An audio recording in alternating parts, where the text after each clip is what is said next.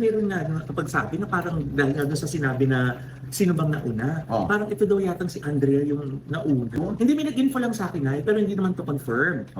Na apparently, itong si Andrea daw, nakikipagkita pa doon sa isang ex niya habang sila pa daw ni Richie. Andrea Brillantes na unang nagloko, nakikipagkita pa rin umano sa kanyang ex habang sila pa ni Richie Rivero. Binanggit ni Mama Loy sa pinakabagong OG Diaz Showbiz Update ang impormasyong natanggap niya mula sa kanyang source.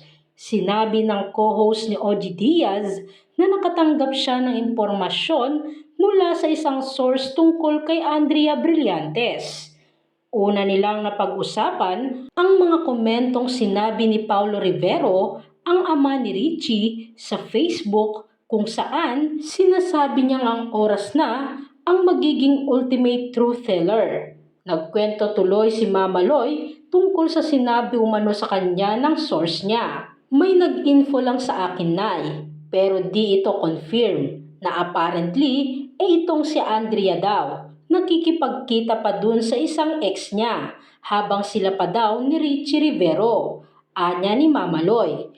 Gaano kaya yan katotoo, Nay? Pagkatapos bumaling siya kay OG Diaz. Matatandaan, hindi rin napigilan ng mga taga-suporta ni Andrea ang rumesbak. Maging ang isa sa mga best friend ng aktres na si Bea Bores ay naging laman ng mga balita matapos i-retweet ni Richie ang isa sa kanyang tweet nito na lol hanggang hard lunch nagmamalinis. Laughing my freaking ass off, no. Banat ni Richie sa matalik na kaibigan ni Andrea. Puro tweet, Bea. Gusto mo maglabasan tayo ng labada? Tara, sabihan tayo kung sino talaga kumakabit. Hingi ka lifeline para may bala ka bago ka mag-reply publicly for your publicity. Sayang pakikialam mo kung di ka kasama sa headline. At kamakailan lang nang maglabas ng statement si Richie dahil sa patuloy na negatibong komento na natatanggap niya mula sa madlang people.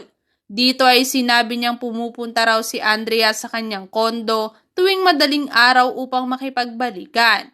Pumupunta siya ng kondo ko ng madaling araw ilang beses. For what? Para makipagbalikan. Nag-guess ba ako? Hindi. Lahad ni Richie. Banat pa niya kay Andrea at sa mga kaibigan nito. Nananahimik ako sa detalye at tiniis lahat ng gawa-gawa nilang paninira dyan sa mga laundry na yan. Sa mga gamit sa bahay para lang pagbigyan ang coping mechanism nila. Pero sobra na. Wala naman ang mawawala sa akin. So bakit hindi ako magsasalita? Kung gusto pala nila ng detalye at hanggang ngayon, hindi sila matigil sa mga kahibangan nila sa buhay ko. Ngunit tila idinaan na lang nito sa Bible verse ang issue.